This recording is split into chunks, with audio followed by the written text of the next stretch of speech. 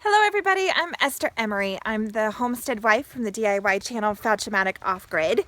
But today you're on my personal channel. It is Thursday for me, but it's very late in the day on Thursday. You can see it's dusk here. So it's unlikely that you're seeing this before Friday, so happy Friday! TGIF. And this is a Thursday style talk, although it is Friday for you. I recommend that you get a cup of tea or something else that's comfortable because I'm going to sit here and tell you about another chicken. I'm okay with being called a crazy chicken lady on the internet. Hello internet, I'm a crazy chicken lady. I told you once before about my chicken Leia, who is the only chicken I have who knows how to climb over the actually fairly low fence and enjoy the world all day long before going back into her roosting spot at night. Well, when we got Leia, we also got two other chickens, and they came from someone who is undeniably another crazy chicken lady. I don't actually know her name. I hardly even met her, but we have feelers for one another, you know, we can tell in the world. She raised the chickens herself. I mean, she bred them herself. And they were mostly sex links. I don't know what else, but they're my favorite chickens. There were three of them. Leia is one. Another is Clipper Pants, who was our absolute favorite, our little red hen, although she died after just 2 years.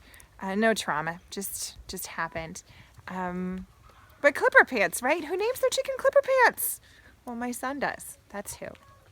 But the third of those three chickens is Omelette. And Omelette is a black chicken who, the reason I'm bringing her up is that she is also jumping over the fence in the mornings with Leia. Not exactly with Leia because she has her own spot for doing it, but in the same way as Leia. But the thing about Omelette is that she doesn't know how to get back in.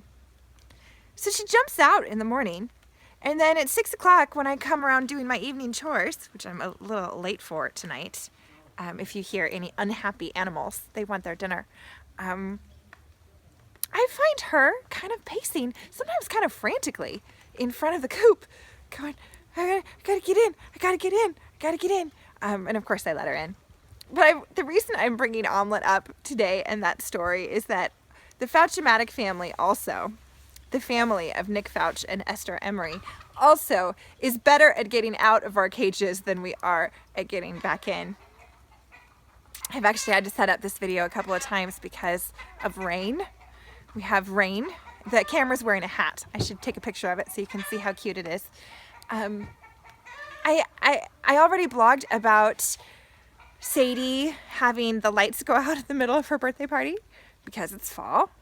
And I just took a shower in the rain, in the cold. It was a little cold because it's fall. And I had to bring down the spare propane tank. This is a rash of inconveniences, which is, 'tis the season for us in our off-grid life for inconveniences. I guess I just want to say that we're really in touch, really, really in touch with the things that are inconvenient or uncomfortable about our lives. And I think sometimes people are under the impression, whether I create this or someone else does, I have no idea. I think sometimes people are under the impression that we're proud of the inconveniences in our life and that maybe that's even the goal, you know, to take cold showers and have birthday parties in the dark and whatnot, that those are the things that we're here for because they give us some kind of, I don't know, suffering points or something. I don't even know what to say to that. There goes Leia. I'm not here for the suffering points, and yet I do have some uncomfortable or inconvenient things in my life. And so I thought for myself and for anybody else, I just want to make a full-throated defense and celebration of joy. And particularly to articulate a difference between what is joyful and what is winning, what is happiness and what is domination. In our culture, my culture, the place that I live, we have those things a little tangled up. A little bit tangled up, the idea of being a winner, being the best, being awesome, winner takes all, and happiness. And there's so much joy to be found in kind of untangling those threads and finding our way to a joy that has to do with love and paying attention rather than a joy that has to do with knocking somebody else off of the podium. I had a visitor this last weekend from college. Crazy. Hadn't seen each other in more than 15 years. But he stopped by our little mountain home and we reminisced about what we thought we had in store for us when we were 18, 19, 21, and 22. We really did think we were going to take the world by storm. Luckily for the world, we really didn't. We did actually. I mean, we've had some good moments. We've had some things that probably would be defined as success. But we've also found that against our cultural programming, and there may be something generational in this too, we found that we didn't actually want to be special all the time, and that maybe we couldn't quite live up to expectations that we could be whatever we wanted, do whatever we wanted, and make our mark on the world, which are definitely ideas that we were fed in our youth, and that we definitely lived our lives according to those goals, according to those values. Since then, I've been on a journey to reclaim ordinary joy, to reclaim a joy that is so universal that I don't have to fight for it. I don't have to elbow somebody out of the way for it. I don't have to say, I've got it and you don't. I want the kind of joy and the kind of superhero-ness that we all are. You know, that I can say, I am so happy and I'm so confident and I'm so joyful, and nothing about that means that you aren't. I don't have anything about my life that's so special that you should feel bad about yours, and vice versa. I want the kind of joy where we can celebrate together and celebrate one another. So what is that? What is that kind of joy? Well, here's my idea on it. I think that you fall in love with anything if you pay attention to it long enough.